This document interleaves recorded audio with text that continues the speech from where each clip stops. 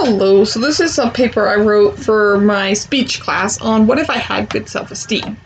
I always wanted to go deep sea diving. I think it would be beautiful to see up close. But for now, let's dive into some statistics.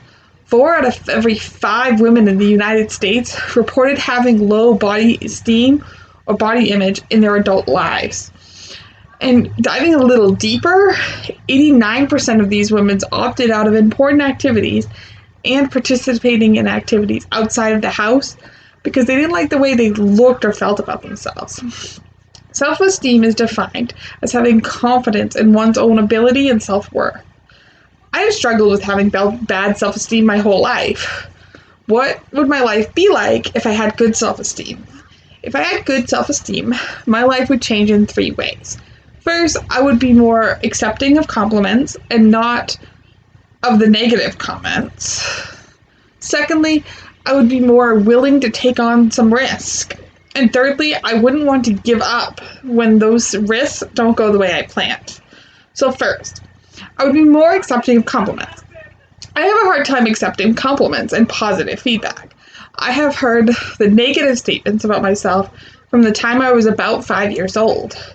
I had no friends until last year, and everyone I went to school with either bullied me or just didn't acknowledge me. I was often left alone with my thoughts, which made me believe the negative. I presently still have a hard time accepting positive compliments. Every time I get a compliment, my stomach feels upset and my brain just goes, yeah, right. If I had good self-esteem, I would believe the compliments and positive things about myself. Second, I would be more willing to take risks. When you have low self-esteem, you are less likely to take risks.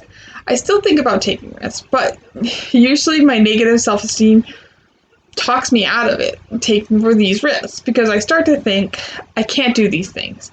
I'm not good enough to deserve whatever the positive outcome may be.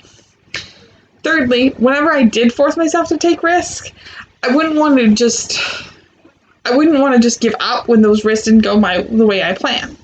With low self-esteem, I still force myself to take risks. But when those risks don't go as planned, I tend to give up. I think I was right. I shouldn't have tried this in the first place. But with good self-esteem, I would be able to take the risk. And when something doesn't go as planned, I would be able to make plan A, B, C, D, E, and continue all the way to Z if needed. Overall, with good self-esteem, I would be able to accept a compliment, be more willing to take on some risks, and I wouldn't want to give up on those risks when those risks don't go my way. With good self-esteem, I would be more confident in my own abilities and be more successful than I am now. The idea to take away comes best from Samuel Johnson. Self-confidence is the best requisite to great undertakings. So that's it for this video. Thank you for watching.